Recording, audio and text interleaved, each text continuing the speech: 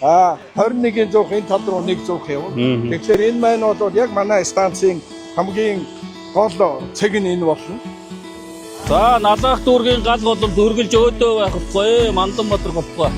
Манай аслагдсан 3 дүүрэг болох налаах багнуур багангаа дүүргүүдийн маань налаах дүүрэгт одоо хамгийн том бүтээн байгуулалтын хөрөнгө оруулалтын ажил шаваа тавьж байна. Энэ ажлыг олон жил хүсэн хүлээсэн налаагчид.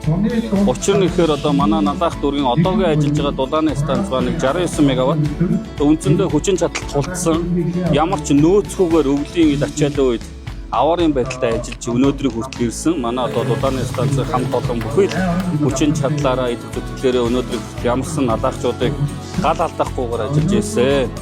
За тэгээд цаашдаа бол одоо налаах дүүрэгт үйлдвэр шинээр баригдъя. Сургууль цэцэрлэг эмнэлэг шинээр баригдъя. Спорт соёлын ордон гудалдаа үйлчлэгээ шинээр барья гэдэг энэ одоо инженерийн байгууллагууд дээр дулаан, цахилгаан, усан дээр маш их хүсэлтүүд байгаа. Харамсалтай техникийн нөхцөл өгөх боломжгүй байгаа. Тулцсан учраас юу шинээр өгөх гэдгийг одоо байгаа аж ахуйн нэгжүүдэд чүүчээ ингэж хангаж явж байгаа. Тэгээд цаашдаа бол налаах дүүргийн хөгжлийн суур асуудлууд эрчим хүчний шинэ хөөсрөө асуудал байсан. Энэ асуудлыг бид хоёрыг одоо их хурлын гишүүнээр сонгоход налаахчууд үүрэг даалгавар өгч ирсэн.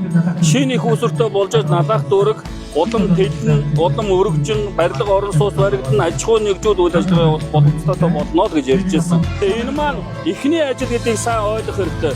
2 дахь 3 дахь багцын ажил хамтран хийж дуусчиж энэ станц ашиглалтанд орно.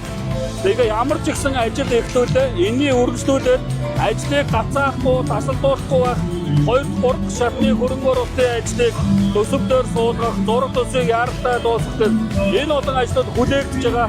Энэ ажлуудыг одоо яаралтай цаг хугацаатай уралдаж энэ ажил маань 2-3 жилийн дараа ажилтнанд орж хүлээж авах ийм болцоо боломж бүрдэнэ гэж ойлгож байгаа.